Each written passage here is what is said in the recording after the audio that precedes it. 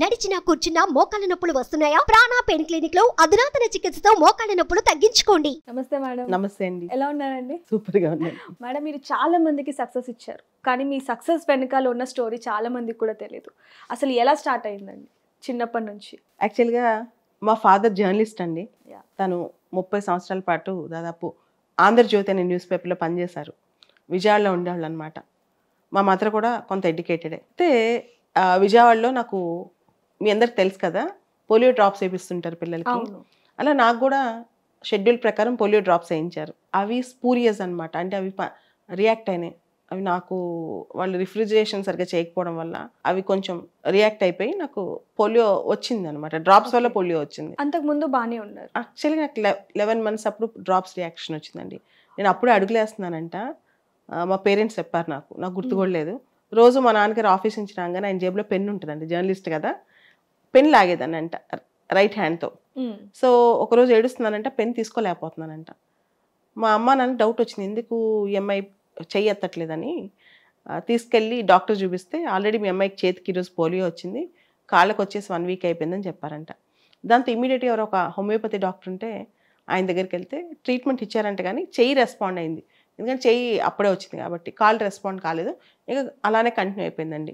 తర్వాత మా పేరెంట్స్ చాలా సంవత్సరాలు నన్ను రకరకాల హాస్పిటల్స్కి, రీహాబిలిటేషన్ సెంటర్స్కి, కొన్ని సందర్భాల్లో అయితే ఎవరన్నా నాటు వైద్యులు ఉంటారు కదా, చెట్టు బెర్రలతో కట్లు కట్టడం, అట్లా ఆ పల్లెటూళ్ళకి వెళ్ళి నన్ను ఉంచి మా అమ్మ ట్రీట్మెంట్ ఇప్పించడం ఇట్లా. ఎందుకంటే వాళ్ళకు ఒక చిన్న ఆశ అనమాట, ఆడపిల్ల కదా 2 అడుగులుగానే వేయగలుగుతామో, తన పని తను చేసుకుంటే బాగుంటుందని చెప్పి ఆల్మోస్ట్ నేను 8th 9th క్లాస్ చదివేంత వరకు వాళ్ళు చాలా చోట్ల నన్ను తిప్పారు. దాంతోపాటు నా చదువులో సగం రోజులు హాస్పిటల్స్కి వీటికి అయిపోయేది ఉండేదన్నమాట.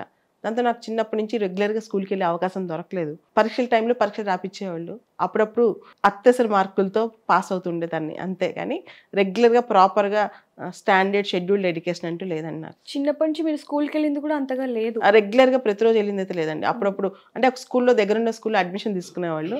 ఎగ్జామ్స్ టైంలో నన్ను మా అమ్మ పక్క నుండి వెళ్ళి ఎగ్జామ్స్ రాయించి ఊరికే అట్లా జస్ట్ ఇంట్లో చెప్పి తీసుకెళ్ళేవాళ్ళు అనమాట, అంతే. మరి ఆ సబ్జెక్ట్ అన్ని కూడా ఎలా నేర్చుకునేవారండి మీరు? మా అమ్మ మా నాన్న కొంతవరకు టీచ్ చేసేవాళ్ళు, ఇక మ్యాక్సిమం అంతేనండి. అంతకు మించిన సబ్జెక్ట్ కానీ పరిజ్ఞానం కానీ నాకు రాలేదు చిన్నప్పుడు. అంటే మామూలుగా చెప్పాలి అంటే స్కూల్కి వెళ్తున్నా కూడా ఒక సబ్జెక్ట్ మీద అవగాహన అనేది అంతగా చెప్పలేము, కానీ మీరు ఇంట్లోనే ఉండి ఇంట్లో వాళ్ళే నేర్పిస్తున్నప్పుడు అసలు ఎలా అండి, అంత ఇంట్రెస్ట్ ఎలా వచ్చింది మీకు? చిన్నప్పుడు అసలు ఇంట్రెస్ట్ లేదండి. అసలు చదువు అంటే భయం కూడా, నాకు రాదని ఇన్ఫీరియారిటీ కాంప్లెక్స్. మేమిద్దరం అండి, నాకు ఒక చెల్లి ఉండేది, తన క్లాసులో అన్నింటిలో ఫస్ట్ వచ్చేది, నాకన్నా 1 year చిన్నది అనమాట. అన్నింటిలో టాప్, నేనేమో అసలు పూర్ మార్క్స్ ఎప్పుడే ఎగ్జామ్ రాసిన. తనకి నాకు కంపారిజన్ కూడా ఉండేది. అందరూ కూడా సొసైటీ కూడా తను బాగా చదువుతుంది, ఈ అమ్మాయి మొద్దని స్టాంప్ కూడా వేసేసారనమాట చిన్నప్పుడు. నాకు కూడా ఆ ఫీలింగ్ నాకు తెలిసిపోయేది, నాకు అసలు చదువు రాదని. రీజన్ రెగ్యులర్గా నేను స్కూల్కి వెళ్ళగలిగేదాన్ని కాదు. కానీ నా అదృష్టం ఏంటంటే మా పేరెంట్స్ కాస్త నాకు మోటివేషన్ ఇచ్చేవాడు, ముఖ్యంగా మా నాన్నగారు. ఆయన జర్నలిస్ట్ అవటం వల్ల మా ఇంటికి న్యూస్ పేపర్స్ వచ్చాయండి. ఆ న్యూస్ పేపర్స్ ఇప్పుడు మీకు యూట్యూబ్ ఛానల్స్ ఎంత పాపులరో, అప్పట్లో న్యూస్ పేపర్స్ ఎక్కువ జనం చదివేవాళ్ళు. ఇంకా చదువుతున్నారు కానీ ఎక్కువగా న్యూస్ పేపర్స్ ఎరా అనమాట అది. మా ఇంటికి న్యూస్ పేపర్స్ ఉండే, నేను హెడ్లైన్స్ అర్థమవుతుండే నాకు ఏం జరుగుతుందని. సమాజం పట్ల కొంత అవగాహన ఉండేది, కానీ టెక్స్ట్ బుక్ ఎడ్యుకేషన్ అనేది చాలా తక్కువ ఉండేది నాకు.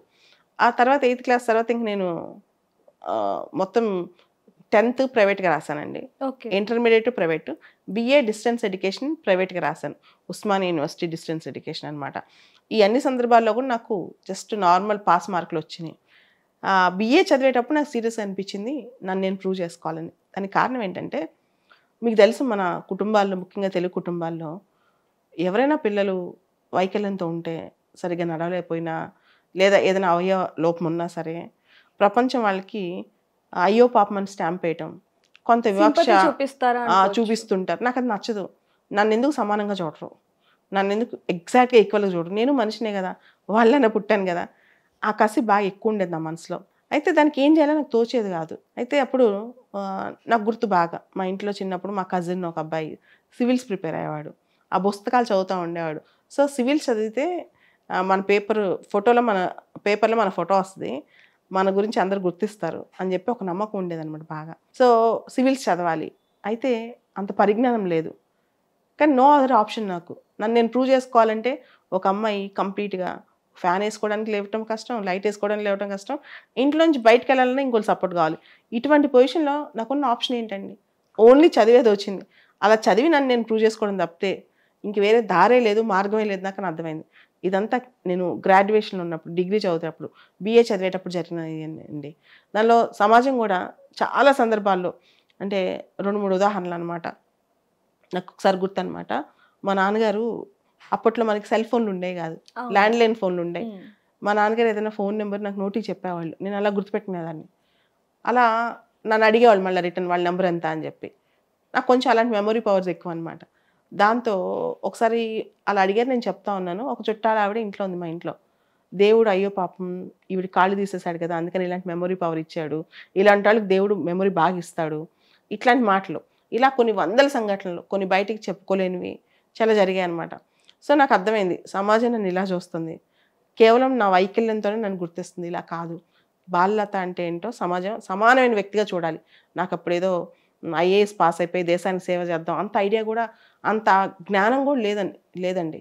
కేవలం నన్ను నేను ప్రూవ్ చేసుకోవాలి అంతే. ఫస్ట్ నా జర్నీ స్టార్ట్ అయింది ఏంటంటే, నేను అందరితో సమానమే, నన్ను మనిషిలా చూడాలి. దీంతోనే నా జర్నీ స్టార్ట్ అయిందండి. ఇంకా అక్కడ నాకు దొరికిన ఒకే ఒక మార్గం సివిల్ సర్వీస్ ఎగ్జామ్. అయితే ఎలా చదవాలో ఇంత లోతు నాకు అప్పుడు అంత అవగాహన కూడా లేదు. డిసైడ్ అయిపోయాను, బతుకుంటే సివిల్స్ కొట్టాలి, లేకపోతే ఈ భూమి మీద ఉండకూడదు. జన్మకి నేనేంటో అందరికి చూపించాలి జన్మలో, అంతే డెసిషన్ అనమాట. అంటే ఇప్పుడు మీ ఆరోగ్యపరంగా కొంచెం ఇబ్బంది ఉంది కాబట్టి మేడం, ఎప్పుడైనా మీ సక్సెస్కి ఇది ఇబ్బంది అవుతుందని అనుకున్నారా? అసలు మీకు నిజం చెప్తాను, నేను సక్సెస్ అయ్యేదాకా ప్రతి దానిలో ఇది ఇబ్బందిగా అనిపించేది. ఎక్కడికి వెళ్ళాలన్నా అయ్యో నన్ను తక్కువ చూస్తారేమో అని. ఇంటికి గబుకొని చాలామంది వచ్చినా బయటికి వెళ్తే వాళ్ళకి కనిపిస్తే నా గురించి ఏమనుకుంటారా అని.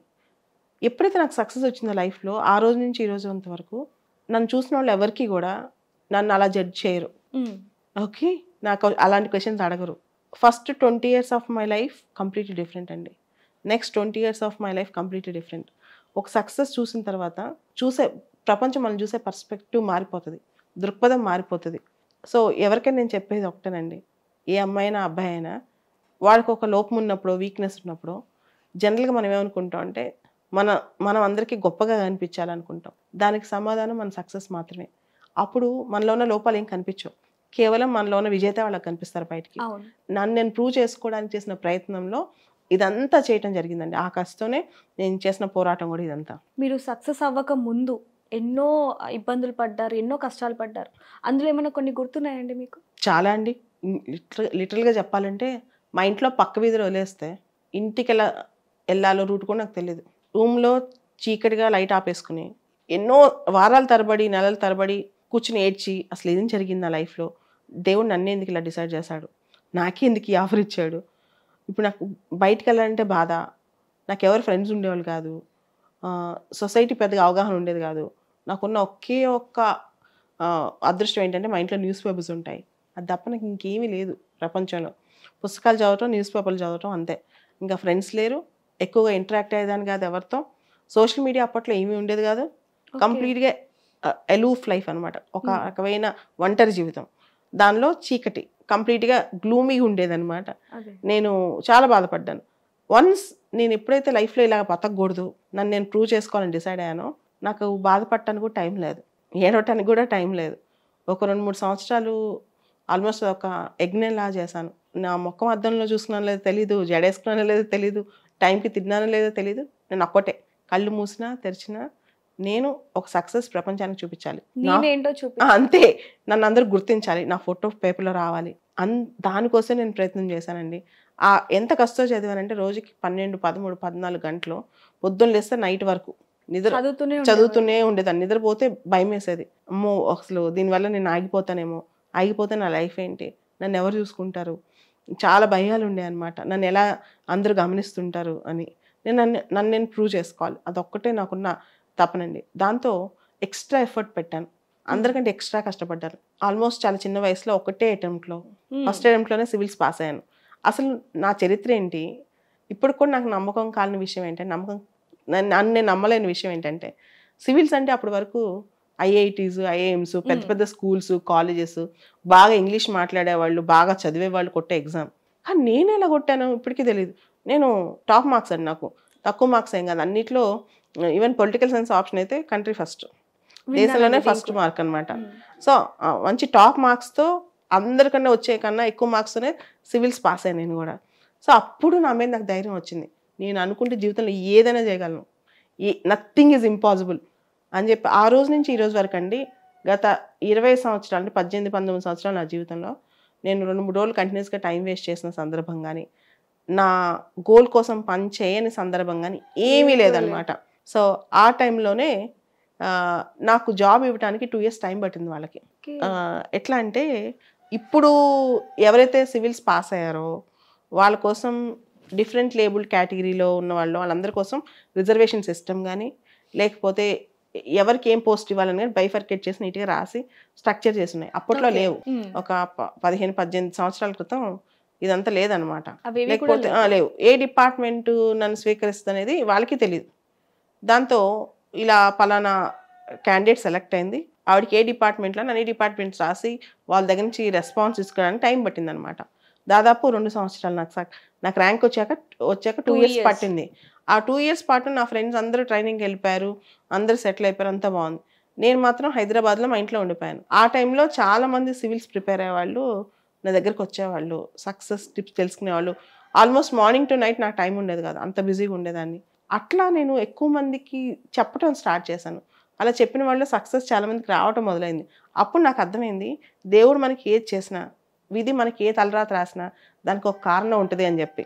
అండ్ నా జనరేషన్లో అందరూ కంప్యూటర్ సైన్స్ ఇంజనీర్ చదివి అమెరికా వెళ్ళిపోయేవాళ్ళు. ఈవెన్ మా చెల్లి కూడా ఇప్పుడు యూఎస్లో ఉంది. కానీ నేను ఎందుకు ఇక్కడ ఉండిపోయాను, నేను అంటే నాకు చిన్నప్పుడు క్వశ్చన్ ఉండేది, అందరూ ఆడుకుంటున్నారు పరిగెడుతున్నారు అని, నేను ఎందుకు ఇలా ఆగిపోయాను అని. నాకు తర్వాత దానికి ఒక ఆన్సర్ దొరికింది. అంటే మనల్ని సపరేట్గా ఒక ప్రత్యేకమైన పని కోసం గాడ్ కానీ డెస్టినీ కానీ ఇక్కడ ఉంచేసింది అని. అలానే నాకు ర్యాంక్ వచ్చాక సర్వీస్ రావడానికి టైం పట్టడం, దానికి కొన్ని ప్రత్యేకమైన కారణాలు నేను తర్వాత నాకు అర్థమైంది అనమాట.